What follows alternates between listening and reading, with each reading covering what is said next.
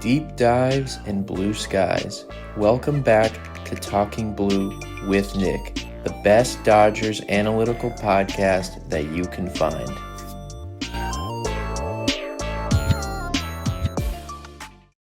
Ladies and gentlemen, welcome back to Talking Blue, the best Dodgers analytical podcast that you can find. I am your host, Nick. Today you are listening to episode 30 of Talking Blue, 30 episodes. And it's a good one because today we're going to recap the Dodgers-Padres series that just wrapped up. Dodgers take 2 out of 3 in San Diego. Big series win. 2 of the 3 games were good, of course. They lost 1 game. We'll talk about that game. But they win the first game, win the third game, lose the middle game. Some pretty fun games, as always, as it always is in San Diego, and it always will be. So we're going to get into all those games. Before we do that, you can follow us on Talking Blue Pod on all social media. Subscribe to the YouTube channel. You can get this podcast on Spotify, on Apple Podcasts. You can follow my personal X at Talking Blue Nick. Follow us on Reddit at competitive-week8715. Been posting stuff on Reddit, getting a lot of engagement with people on there. A lot of stuff on TikTok as well. So we're going to talk about all of that. So before we get into the 3 games, let's of course do some injury reports.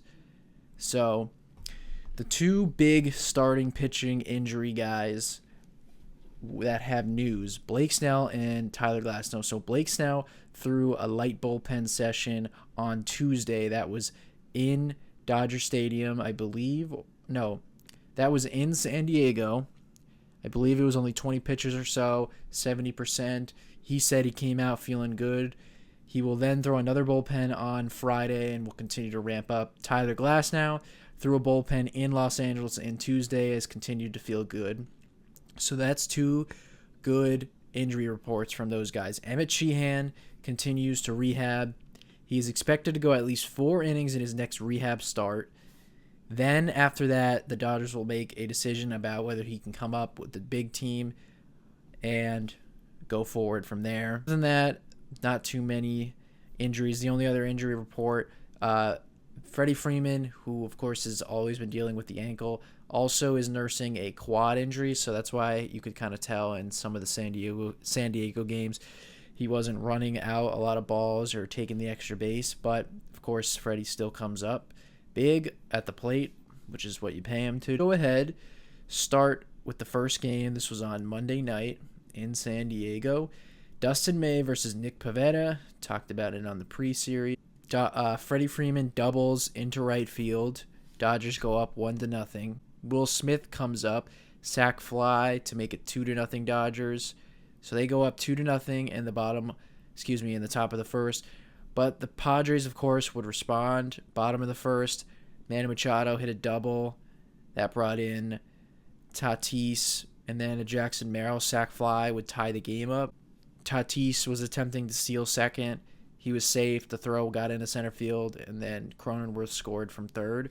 Later on in the third inning, the Dodgers would tie up the game. Teoscar Hernandez with a sac fly. Then Will Smith actually comes up, homers to left field. So one of the bigger swings in this series puts the Dodgers up 5-3. So you're feeling good there. But of course, the Padres would respond in the third inning. The bases are loaded with 2 outs. Tyler Wade hits a triple into right center field. Definitely was a catchable ball from Teoscar, but he's not necessarily the best right fielder out there. Just gets beyond his reach. Padres now go up 6-5. Later on in the top of the 5th, a 2-out double from Hae-Sung Kim would tie up the game. So it's 6-6. And then, of course, all this offense early on in the game, it would be a scoreless game all the way until the 10th inning. So we go into extra innings, tied 6-6. Andy Paez starts off the inning. Of course, the ghost runner is on second. He hits a line drive double into left field to put the Dodgers up 7-6. Then Tommy Edman hits a single that ricocheted off the second base bag. Dodgers go up 8-6. So they go into the 10th looking to get the win. Tanner Scott would come on in. He would allow 1 run. Jackson Merrill doubled into right center field. but he would go on to get the next 2 outs. The Dodgers would hold on to win the game 8-7. Dustin May goes 5, Anthony Bonda for 2, Alex Vesia for 1, Kirby Yates for 1, and then Tanner Scott for 1. Like I said, he gets the save. So, Dodgers get a big first win in the first game of the series. Quickly, we'll talk about Dustin May. He, again, was not very good, but it's kind of ironic. Dustin May continues to go somewhat deep into the games and at least does that for the Dodgers. So, his final line, he goes 5 innings pitched, but he gives up 5 earned runs, 4 walks, and only 1 strikeout. So, he just had no swing and miss. He gave up 6 hits. So the Padres saw him well. But again, he does at least battle through to get through 5 innings, which with where the Dodgers are with their injuries and their pitching staff, you're going to take that at the very least. So Dustin May, like I said, he only had 5 whiffs in the game. 4 of them were on the sweeper. 1 was on the 4-seamer. But didn't have his best command. It was one of the worst outings I've seen from Dustin May with his command. Actually, seeing only 4 walks is a little shocking. It felt like he had more. He just didn't have any command in this outing. Didn't know what to do with the sweeper sinker combination. Just seemed like every at bat was starting off 1-0, 2-0. But again, Dustin May is a grinder. He getting through 5 innings on 89 pitches is not bad.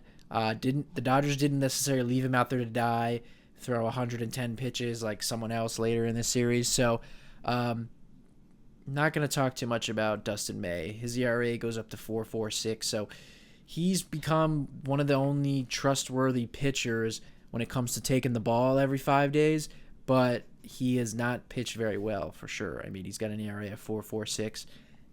Just doesn't get a lot of swing and miss, and he kind of normally Dustin May has that one big inning that kind of screws him in the end.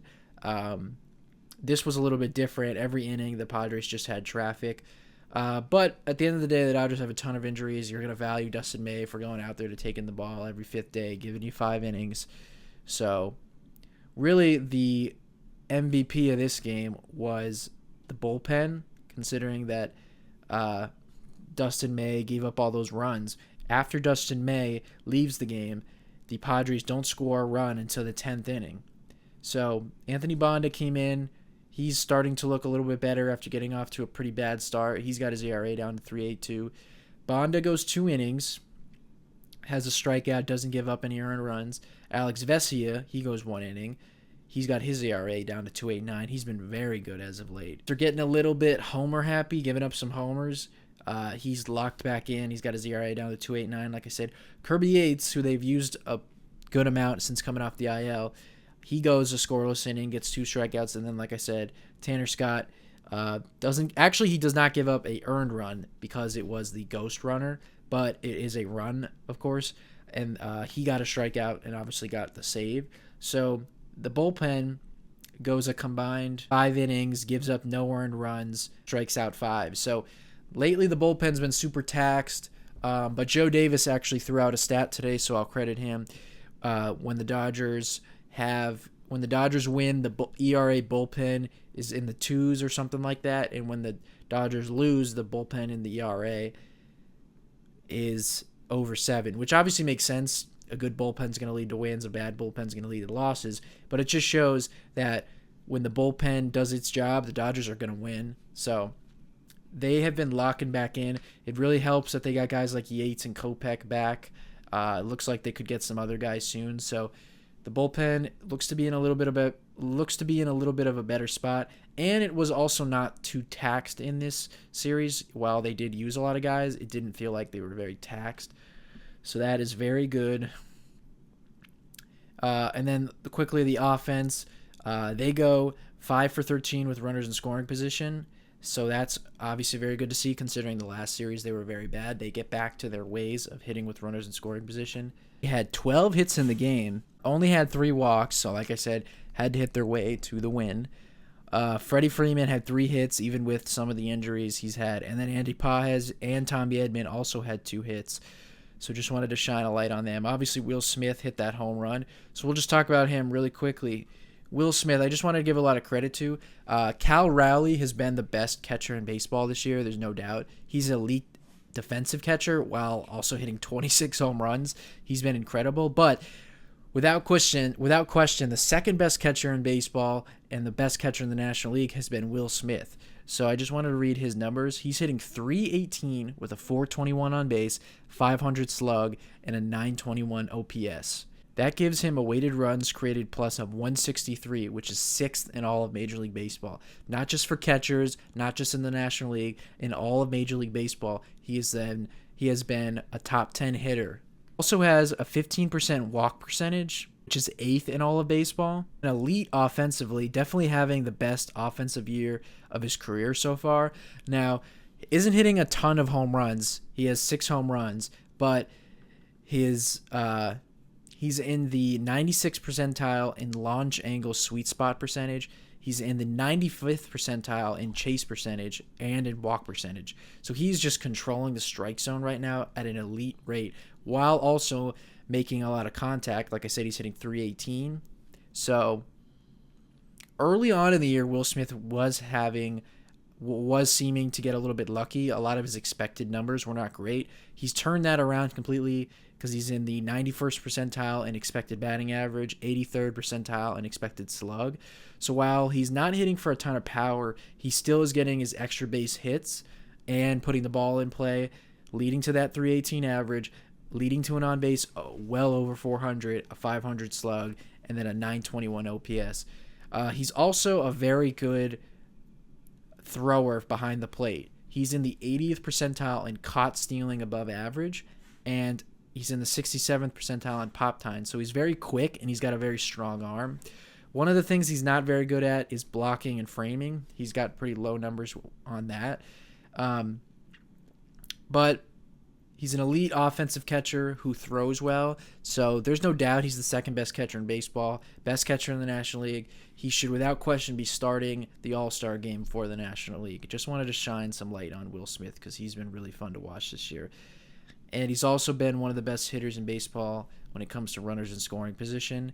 He has .421 batting average with runners in scoring position, which is first in the National League, and that is third in all of Major League Baseball. So Will Smith should, without question, be starting the All-Star game for the National League behind the plate. That's enough of Game 1. We'll go ahead and go to Game 2. This will be a pretty quick recap. The Dodgers did not win this game, as you probably saw.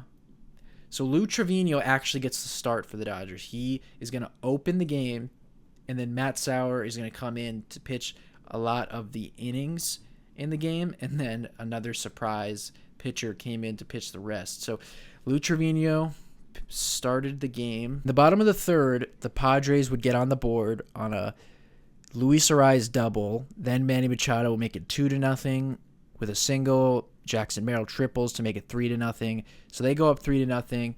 Later on, they make it 4-0 in the fourth, 5-0 in the fifth, and Martin Maldonado homers to make it 6-0. The game kind of got away from the Dodgers at this point. Later on, Kike Hernandez would come in and pitch 2 1/3. So the Dodgers at least saved the bullpen and a lot of the pitching staff, but Matt Sauer goes 4 2/3, gives up 13 hits, 9 earned runs. He also threw 111 pitches. So the Dodgers just, once the game got away from them, they just thought, let's leave him out there and have him eat up a lot of this game as much as he can. So pretty lame game. That stunk. The Padres just capitalized on a lot of base runners. They had 16 hits in the game. They also had 5 walks. So the Dodgers just got absolutely destroyed in this game. The Padres put a lot of runs on the board. And there was a lot of debate online about people kind of upset about the Dodgers punting the game and stuff like that. And is it right to do? Is it wrong to do? Unfortunately, this is where the Dodgers pitching staff is at right now, where they don't have a lot of depth. They have a lot of guys injured, and they have to rely on a lot of lesser guys. So when a game gets away from them early like this, they're not going to bring in a lot of the high leverage guys to try to save the game. They're just going to try to save a lot of those guys for the next game. So it's kind of unfortunate. It's a bad watch. Basically by the 5th inning, I didn't want to watch the game anymore. But again, at the end of the day, they didn't use anybody out of the pen or anything like that.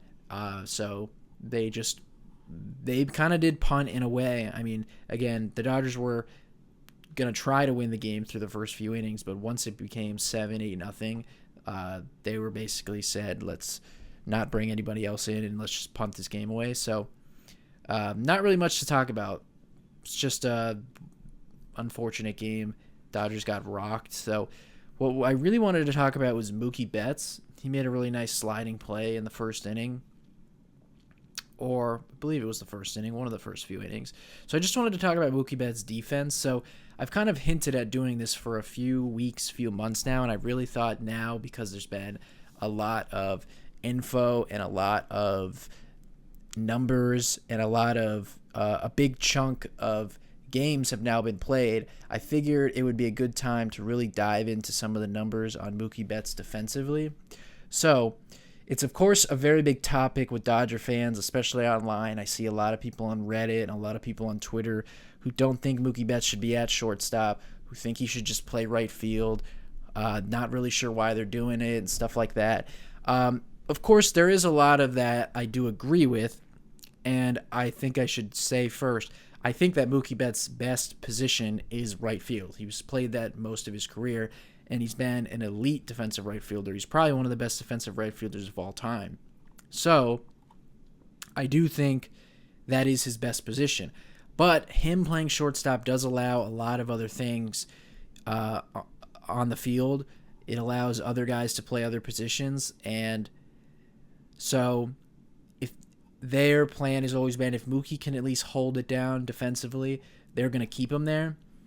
Of course, that was one of the more interesting things to see this year, is how would he play. He obviously didn't get a lot of time last year to prepare for playing shortstop. They kind of just threw him out there. Let's dive into some of those numbers.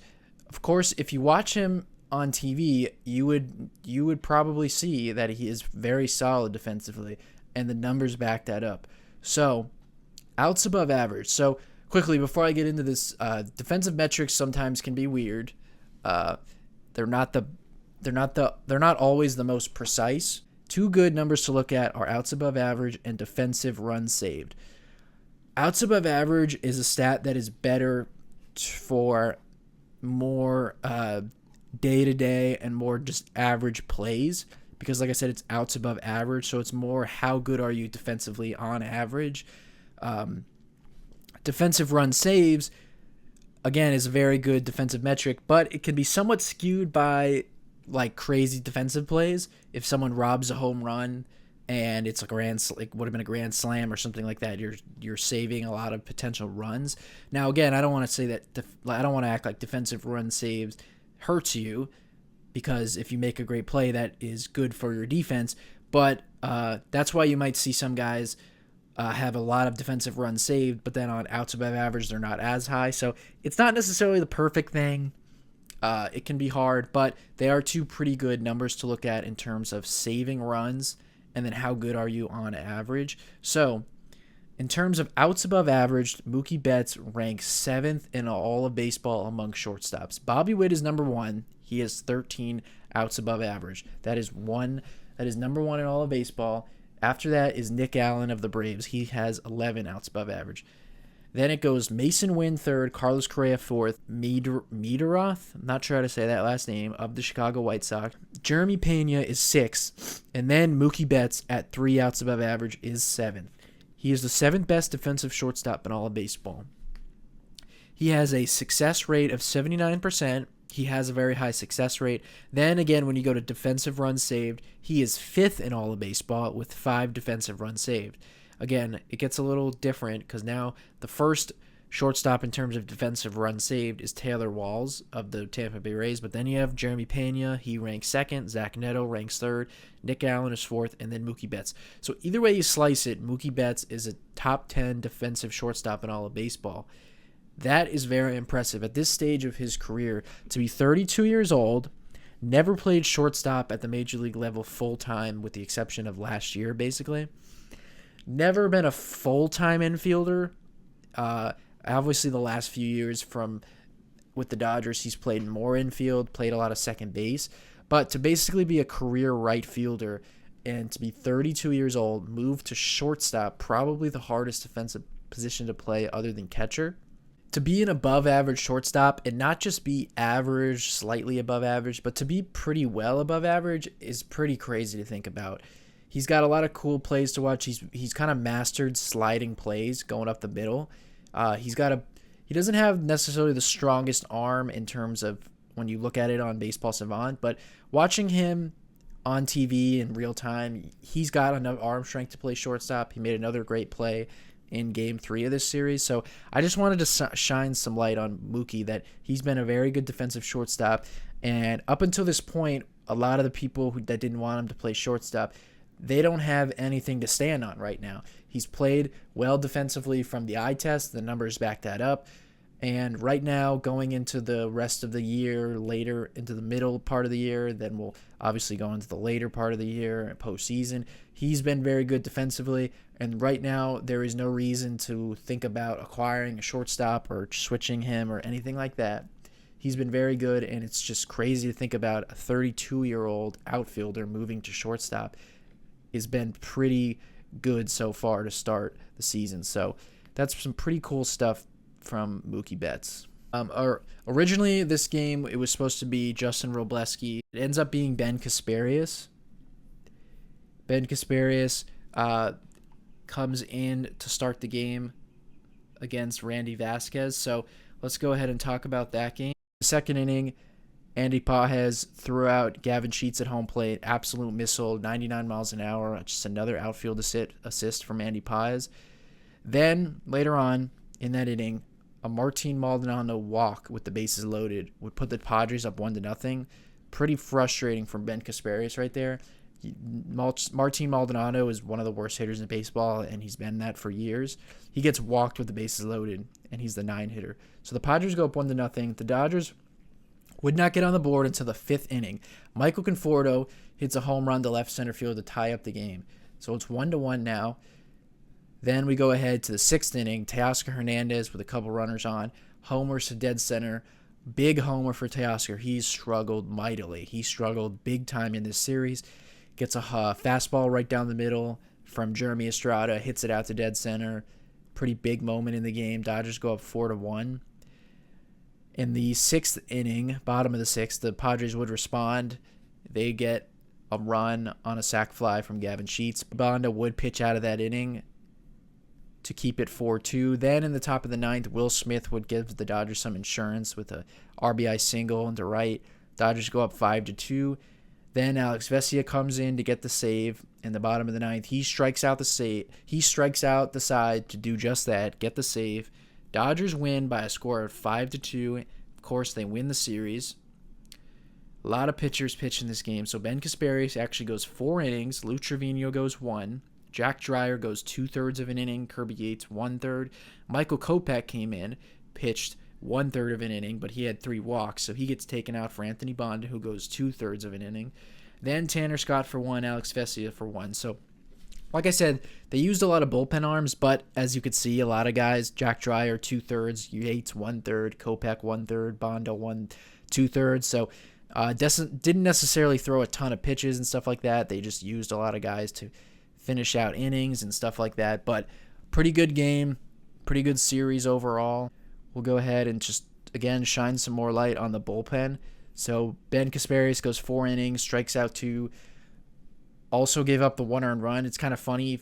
Felt like he didn't pitch too good, but the 1 earned run he allowed was on a bases loaded walk. So he actually did pitch pretty good. Lou Trevino didn't allow a run. Jack Dreyer didn't allow a run. Kirby Yates. Michael Kopech, although he gives up the 3 walks, does not give up an earned run. Anthony Bonda looked pretty good.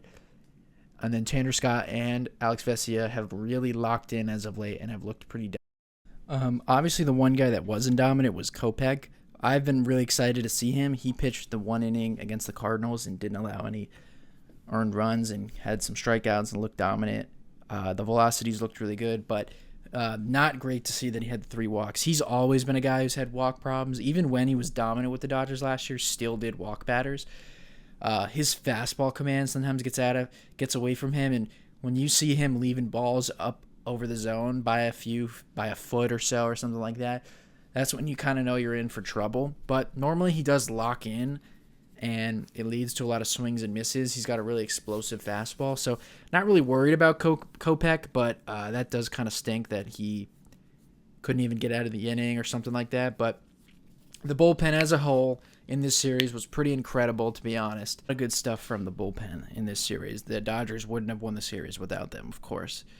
So then we'll just quickly talk about some of the Dodgers' clutch hitting. So we talked about it before. The Dodgers were pretty horrible with runners in scoring position against the Cardinals, but I didn't think it was necessarily too fair to kill them because they've been the best team in baseball with runners in scoring position. They got a batting average of over 300.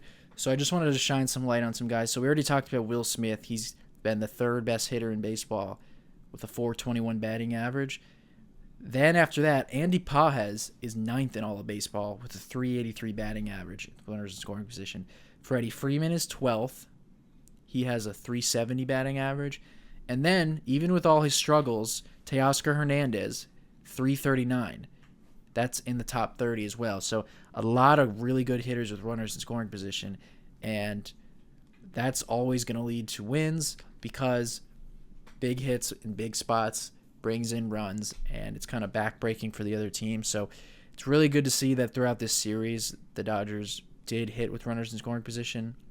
Of course, that middle game where they scored no runs and got absolutely dominated kind of throws a wrench in it. But at the end of the day, Dodgers win the series. So the last thing I'll just talk about, I thought it would be interesting to talk about some of the Padres-Dodgers rivalry stuff because I posted some stuff on TikTok and some stuff on Reddit talking about the Dodgers rivalry with the Padres. And I've always known this, but I thought it was interesting. I've always seen some people hesitant to call it a rivalry between the Dodgers and the Padres. Obviously, historically, the Dodgers and the Giants are the rivalry, but I think you cannot deny that the Dodgers and Padres are rivals. I think it's actually crazy if you do deny that they are rivals. I think that they kind of have everything that makes a rivalry. You know, just because a team sees another team in the postseason a couple times, or just because you have two good teams in a division doesn't really make you real rivals. I mean, you could have division rivals and stuff like that, but, you know, the Orioles and the Yankees being good last year doesn't necessarily make them rivals. It just makes them division rivals. I think the Dodgers and Padres have everything that makes a real rivalry. Obviously, they're both in California. They're very close to each other, so they have that sort of nearby rivalry in terms of location. The Dodgers and Padres are also two very good teams that don't seem to like each other that much. Now, again, I don't think they necessarily hate each other, want to fight each other every game. I was talking about this I was kind of going back and forth with someone on Reddit. Again, I don't think that they want to fight each other, but I clearly think that they don't like each other. I think that's very clear. I remember last postseason, Jack Flaherty and Manny Machado had those words. There was other stuff with Jurickson Profar and Will Smith. Again, a lot of that seems to be Padre fans wanting to be acknowledged as a rival, and then Dodger fans kind of not acknowledging them, and the Dodger players seem to do that as well. Where Will Smith has said it just feels like a June game. Max Muncy has said I don't think you can have more than one rival. So I understand there's not necessarily a exact science behind it, and I understand if some people don't think they're a rival, that's fine. But I just think that they've met in the postseason 3 times. They're always really fun, really close series and good games. The Dodgers, now I will say, the Dodgers have the upper hand in the rivalry. They have 2 World Series. They've beaten them twice in the postseason. The Padres have never beaten them in the division or anything like that. So the Dodgers also, I think, just have better players overall and just historically have been a better organization. So I don't think that it's some super close rivalry where it's just 2 teams any given day, any given year, someone's going to win. But I just think that they clearly don't like each other. They're clearly very good teams. Every time the teams play, it's electric games.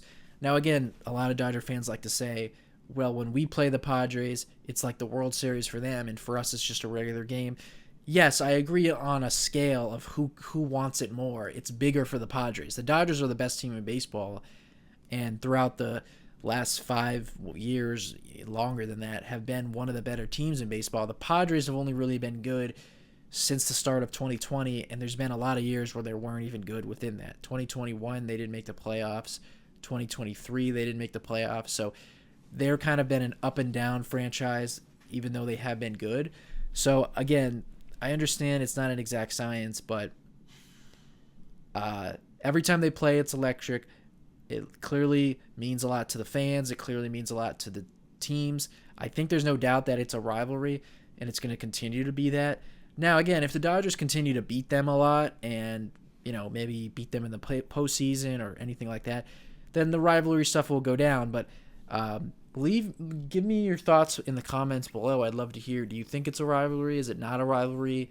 I just think that part of the reason you can't say it's not a rivalry because the Dodgers haven't necessarily dominated as of late. Now, early on, it was not a rivalry from those standards. The Padres became good in 2020. They met in the postseason that year. The Dodgers swept them. 2021 came around. The Padres had a lot of hype around them from a lot of the moves they made. They didn't even make the playoffs. The Dodgers won 111 games that year and went to the NLCS. 2022 then came around. The Padres once again didn't win the division, couldn't get over the Dodgers until they finally did in the postseason. They straight up beat the Dodgers. It was heartbreaking for me as a Dodgers fan. Then 2023 came along. The Padres had all the expectations. They made a ton of moves in the offseason. Dodgers didn't make that many moves. They were supposed to overtake the Dodgers, honestly. Should have won the division. Before the year, they were the favorites to win the division, and they didn't even win the division. They didn't even make the playoffs. The Dodgers won 100 games that year after making no moves in the offseason. The Padres didn't even make the playoffs. So in terms of expectations and stuff like that, they're not close to the Dodgers because the Dodgers have the expectation to win the World Series every year.